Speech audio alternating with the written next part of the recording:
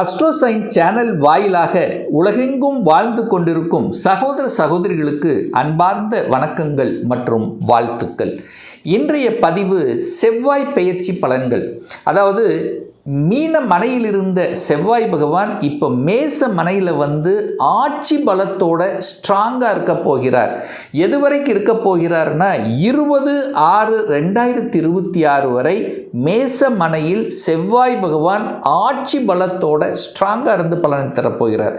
செவ்வாய் என்னாலே நமக்கு ஞாபகத்தில் வருவது நிலம் சார்ந்த விஷயத்தில் அந்த நிலக்காரக கிரகம் செவ்வாய் பகவான், சகோதர காரக கிரகம். அதே சமயத்தில் இந்த ரியல் எஸ்டேட் சம்பந்தப்பட்ட துறைக்கு சொந்தக்காரர் இந்த செவ்வாய் பகவான். கோபப்படுறது, ஆக்ரோசப்படுவது, வேகமாக செயல்படக்கூடிய ஒரு கிரகம் செவ்வாய். ஸோ அந்த செவ்வாய் பகவான் பார்த்தீங்கன்னா 28/5/2026 வரை அஸ்வினி நட்சத்திரத்தில் ட்ராவல் பண்ண போகிறார். அதே போல் 15/6/2026 வரை பரணி நட்சத்திரத்திலும், அதற்கப்புறம் 20/6 வரை மேசத்தில் இருக்கக்கூடிய கிருத்திகை நட்சத்திரத்தில் இந்த செவ்வாய் பகவான் பிரயாணம் பண்ணி பலனை தரப்போகிறார். அப்போது இந்த பதிவை முழுவதுமாக பாருங்கள், ஸ்கிப் பண்ணாமல் பாருங்கள். கண்டிப்பாக ஏதாவது ஒரு ரூபத்தில் உங்களுக்கு யூஸ்ஃபுல்லாக இருக்குங்கிறதுல எந்தவித மாற்று கருத்தும் கிடையாது. நம்ம சேனலை நீங்கள் ஃபஸ்ட்டு டைம் பார்ப்பவர்கள் என்றால் மறக்காமல் சப்ஸ்கிரைப் பண்ணிக்கிங்க. மேசராசி அன்பர்களே, செவ்வாய் பெயர்ச்சியால் என்ன பலன்? அதாவது மீன மனையிலிருந்து மேசத்துக்கு பெயர்ச்சியாகிறார். எப்போ? 11/5/2026 எதுவரைக்கும் மேசத்தில் இருக்க போகிறார் அப்படின்னா 20/6/2026 வரை. அப்போது மேசம் என்பது செவ்வாய் பகவானுடைய ஆட்சி வீடு.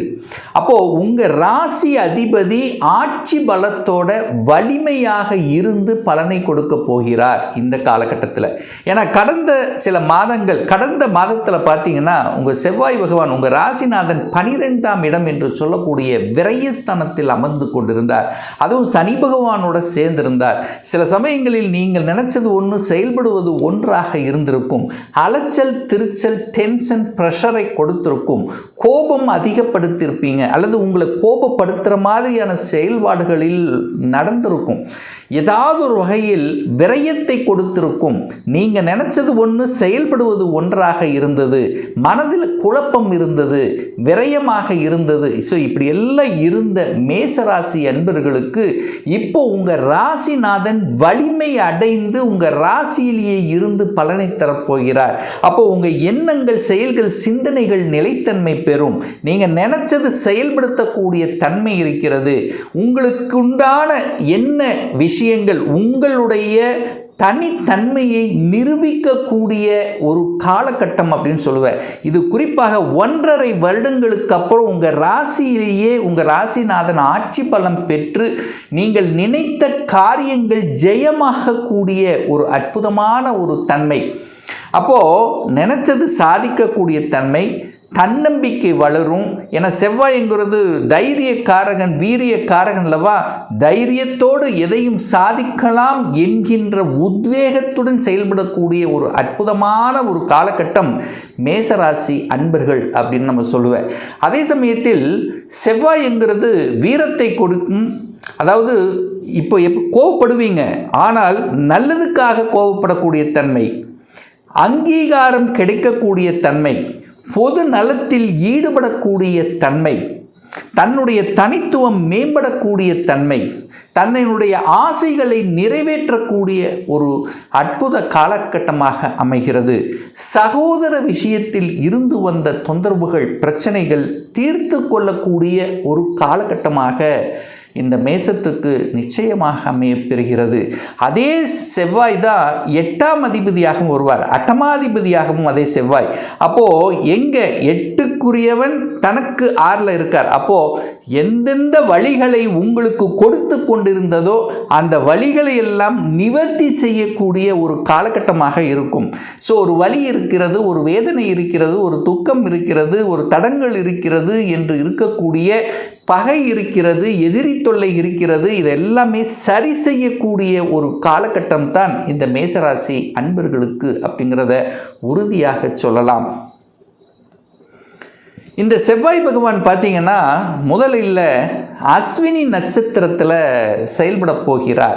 எப்போ அப்படின்னா 11/5/2026 28/5/2026 வரை அஸ்வினி கேதுவனுடைய நட்சத்திரத்தில் செயல்பட போகிறார். ஸோ இந்த காலகட்டத்தில் கணவன் மனைவி சார்ந்த விஷயத்தில் கொஞ்சம் அனுசரித்து விட்டு கொடுத்து போகணும் அப்படிங்கிறத மைண்டில் வச்சுக்குங்க. கோபங்கள் அதிகமாக வரும், கோபம் படக்கூடாது, டென்ஷன் ஆகக்கூடாதுங்கிறத ஞாபகத்தில் வச்சுக்கோங்க.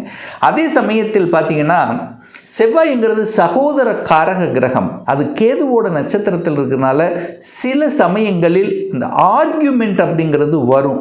ஸோ இந்த ஆர்கியூமெண்ட் பண்ணாமல் இருக்கிறது நல்லது. அதுவும் குறிப்பாக உயர் அதிகாரிகள், நீங்கள் எந்த இடத்தில் பணிபுரிகிறீர்களோ அங்கே உங்கள் மேலதிகாரியுடன் ஆர்கியூமெண்ட் பண்ணக்கூடாது அப்படிங்கிறதையும் ஞாபகத்தில் வைத்து கொள்ளுங்கள். இந்த காலகட்டம் கேது, அந்த கேதுங்கிறது ஏதோ ஒரு வகையில் ஒரு பிரச்சனையை, ஒரு தடையை செய்யக்கூடிய தன்மைங்கிறது இருக்கும்.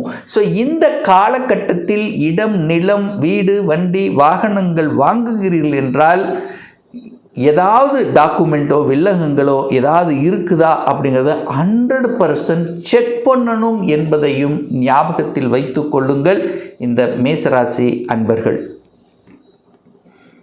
அடுத்து பார்த்தீங்கன்னா செவ்வாய் பகவான் யாருடைய நட்சத்திரத்தில்? பரணி நட்சத்திரத்தில் பிரயாணம் செய்ய போகிறார். ஸோ இது எப்போ நடக்க போகிறது அப்படின்னா 29/5/2026 15/6/2026 வரை பரணி நட்சத்திரத்தில் உங்கள் ராசிநாதன் செயல்பட போகிறார் செவ்வாய். அப்போது செவ்வாய் பரணி, செவ்வாய் சுக்கிரன் காம்பினேஷன் நடக்குது. அப்போ சுக்கிரனுங்கிறது யார் அப்படின்னா உங்கள் ராசிப்படி 2க்குரியவன், தனம், குடும்பம், வாக்குஸ்தானத்தின் அதிபதி, அதே சமயத்தில் 7க்குரியவன் திருமணஸ்தானத்தின் அதிபதி. ஸோ இந்த காலகட்டத்தில் உங்களுடைய முயற்சியால் தனத்தை பெருக்கிக் கொள்ளக்கூடிய அத்தனை அம்சங்களும் உங்களுக்கு ஏற்படுத்தும். தனம் கிடைக்கும், கொடுத்த பணம் ரிட்டர்ன் ஆகும், அல்லது பணம் ரீதியிலான சில விஷயங்கள், நல்ல விஷயங்கள் செயல்படுத்தக்கூடிய அமைப்புகள், சந்தர்ப்பங்களை உருவாக்கும். குடும்பம் அமைவதற்கான வாய்ப்புகள், சந்தர்ப்பங்கள் இந்த காலகட்டத்தில் உருவாக்கும். அதாவது திருமண பந்தத்துக்குள் என்ட்ரி ஆவதற்கான சந்தர்ப்பங்களை உருவாக்கும். யாராவது மேசராசி என்பவர்கள் இந்த காலகட்டம் திருமணத்தை பற்றிய முயற்சிகள் நீங்கள் எடுக்கும் பொழுது சக்சஸ் கொடுக்கும். திருமணம் சார்ந்த சுப காரியங்கள் உங்களுக்கோ அல்லது உங்கள் சகோதர உறவுகளுக்கோ திருமண பந்தத்தில் இணைவதற்கான வாய்ப்புகள், சந்தர்ப்பங்களை நிச்சயமாக உருவாக்கும். அப்போ தனம் சார்ந்த விஷயத்தில் நல்லா இருக்கும். குடும்பத்தில் ஒரு உறுப்பினரை இணைத்து கொள்ளக்கூடிய தன்மை, வாக்கு மேம்பட போகிறது, வாக்கு அழகாக பேசப் போகிறீர்கள். பேச்சினால் பிழைக்கக்கூடிய தொழில்கள், துறைகள் எதுவாக இருந்தாலும் அது உங்களுக்கு சக்ஸஸ் கொடுக்கும். அதாவது தரகு கமிஷன் சார்ந்த விஷயங்கள், மார்க்கெட்டிங்கில் ஒரு டார்கெட் கொடுத்து ஃபிக்ஸ் பண்ணி அது செயல்படுத்தக்கூடிய அமைப்புகள், கன்சல்டன்சி. ஸோ இந்த மாதிரியான விஷயங்கள் எல்லாம் சிறப்பை தரக்கூடிய ஒரு அற்புதமான ஒரு காலகட்டம். அதுவும் மேசராசி என்பர்கள் கலைத்துறையில் என்ட்ரி ஆவதற்கான வாய்ப்புகள், சந்தர்ப்பங்கள் இந்த காலகட்டத்தில் உருவாக்கும். கலைத்துறை, எந்த கலைத்துறை எதுவாக இருந்தாலும் சாதிக்கக்கூடிய அமைப்புகள், மியூசிக்கில் என்ட்ரி ஆவதற்கான சந்தர்ப்ப சூழ்நிலைகள் இதெல்லாமே நல்லபடியாக அமையும். அதே சமயத்தில் அந்த சுக்கிரன் என்பது வீடு, செவ்வாய் இடம். அப்போ வீடு கட்டுவதற்கான அமைப்புகள், சாத்தியக்கூறுகள், ஒரு இடத்தை வாங்குவது, ஒரு நிலத்தை வாங்குவது, அல்லது வீட்டை ஆல்டர் பண்ணுவது, கட்டின வீட்டை வாங்குவது, அல்லது வீட்டை விற்பனை செய்வது, ரியல் எஸ்டேட் சார்ந்த துறையில் தன்னை ஈடுபடுத்திக் கொள்வது, அதன் மூலமாக தன வருவாய் பெருக்கிக் கொள்வது, இதெல்லாமே சூப்பராக இருக்கக்கூடிய ஒரு அற்புத காலகட்டம். அதே சுக்கிரன் 7ஆம் அதிபதி, திருமணம், கூட்டாளிகள், கூட்டு தொழிலில் சார்ந்த விஷயங்கள், சமூகத்தில் ஒரு அங்கீகாரம், அக்கறை, அந்த சமூகத்தின் மீது பார்வை செலுத்துவது, தன்னை மேம்படுத்தி கொள்வது, இதெல்லாமே சூப்பராக இருக்கக்கூடிய ஒரு அற்புத காலகட்டம் இந்த காலகட்டம். அடுத்து பார்த்தீங்கன்னா செவ்வாய் பகவான் சூரியனுடைய நட்சத்திரமான கிருத்திகை நட்சத்திரத்தில் பிரயாணம் பண்ண போகிறார். அதாவது 16/6/2026 அந்த கிருத்திகை என்பது சூரியன் என்பது உங்கள் ராசிக்கு 5ஆம் அதிபதி. அப்போ பூர்வ புண்ணியஸ்தானத்தின் அதிபதியினுடைய நட்சத்திர சாரத்தில் உங்கள் ராசிநாதன் செயல்படும் போது இந்த காலகட்டம் ஒரு அற்புதமான ஒரு காலகட்டம். பூர்வீகம் சார்ந்த விஷயங்கள் நன்மைகள் கொடுக்கும். பூர்வீகத்துக்கு சென்று வரக்கூடிய பாக்கியங்கள், குல தெய்வ வழிபாட்டை மேற்கொள்ளக்கூடிய அமைப்புகள், கோயில் திருப்பணிகளில் தன்னை ஈடுபடுத்தி கொள்ளக்கூடிய அமைப்புகள், தகப்பனர் சார்ந்த விஷயத்தில் நல்லவைகள், அல்லது தகப்பன் உங்களுக்கோ அல்லது உங்கள் குடும்பத்தினருக்கோ ஏதோ ஒரு வகையில் நன்மை புரியக்கூடிய வாய்ப்புகள், சந்தர்ப்பங்கள், அட்மினிஸ்ட்ரேஷன் தலைமை பண்பு நிர்வாக திறமை சார்ந்த விஷயத்தில் உங்களுக்கு ஒரு ப்ரமோஷன் கொடுக்கக்கூடிய வாய்ப்புகள், சந்தர்ப்பங்கள் இந்த காலகட்டம் மிகுதியாக இருக்கிறது இந்த மேசராசி அன்பர்களுக்கு. அதுவும் குறிப்பாக சொல்லப்போனால் 5ஆம் அதிபதி அல்லவா. அப்போ குழந்தை பாக்கியம், உங்களுடைய முயற்சியால் குழந்தை பாக்கியம் கிடைக்கக்கூடிய அத்தனை அம்சங்களும் சிறப்பு பெறுகிறது. அப்போ குழந்தை பாக்கியம் இல்லாத மேசராசி என்பவர்கள் இந்த காலகட்டம் குழந்தை பாக்கியத்தைக்கான அமைப்புகள் அல்லது ட்ரீட்மெண்ட் மூலமாக எப்படியாவது ஒரு வகையில் குழந்தை மழலை செல்வத்தை உருவாக்கி அதன் மூலமாக குடும்பத்தில் மகிழ்ச்சி சந்தோஷத்தை கொடுக்கக்கூடிய அமைப்புகள் இந்த காலகட்டம் சிறப்பு. அரசியல், அதிகாரம், அட்மினிஸ்ட்ரேஷன், அரசியல் வகையில் என்ட்ரியாவது, மருத்துவத்துறையில் படிப்பது, தான் நினைத்த படிப்பு என்ன படிக்கணும்னு நீங்கள் ஆசைப்படுகிறீர்களோ அந்த ஆசைகளை நிறைவேற்றி கொள்ளக்கூடிய அமைப்புகள். அப்போ படிப்பு தன்னுடைய ஆசைக்கு ஏற்ற தான் என்ன படிக்கணும்னு நினைக்கிறீங்களோ அது கிடைக்கக்கூடிய வாய்ப்புகள், சந்தர்ப்பங்கள் இந்த மேசத்துக்கு நிச்சயமாக உண்டு. ஸோ ஆக மொத்தம் இந்த செவ்வாய் பெயர்ச்சியால் மேசத்துக்கு அதீத நன்மைகள். ஏன்னா உங்கள் ராசிநாதன் ஆட்சி பலம் 1.5 வருஷத்துக்கு அப்புறம் நீங்கள் நினைச்சது நடக்க போகுது. நீங்கள் ஒரு படி மேலே, அதாவது இதுவரைக்கும் தடை தாமதம் பிரச்சனைங்கிறதெல்லாம் முற்றுப்புள்ளி வைக்கக்கூடிய அமைப்புகள் அப்படிங்கிறது நல்லா இருக்கு. இடம், வீடு, வண்டி, வாகனங்கள், அசையா சொத்துக்கள் வாங்கக்கூடிய அமைப்பு, யோகம், அதிர்ஷ்டம் கொடுக்கக்கூடிய ஒரு அற்புத காலகட்டம் இந்த காலகட்டம் மேசராசி அன்பர்களுக்கு. இன்னும் ஒரு துல்லிய பலன் உங்களை பற்றி கம்ப்ளீட்டாக தெரிஞ்சுக்கணுமா? இந்த 2026 எப்படி இருக்க போகுது? உங்களுடைய கொடுப்பினை என்ன? சொந்த தொழிலா, வேலையா?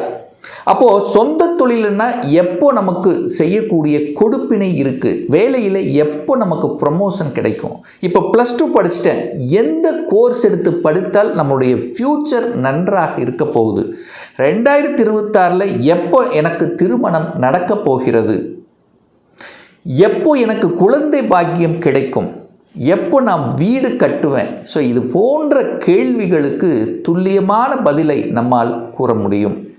ஒரு பர்சனல் கன்சல்டேஷன் எடுத்துக்கணும், ஒரு சுய ஜாதகம் பார்க்கணும் என்று விருப்பப்படக்கூடிய அன்பர்கள் டிஸ்பிளே தெரியக்கூடிய நம்பருக்கு வாட்ஸ்அப் மூலியமாகவோ ஃபோன் கால் மூலியமாகவோ தொடர்பு கொண்டு அப்பாயின்மெண்ட் பெற்றுக்கொண்டு நேரடியாகவோ அல்லது ஆன்லைன் மூலமாகவோ கன்சல்டேஷன் எடுத்துக்கலாம்.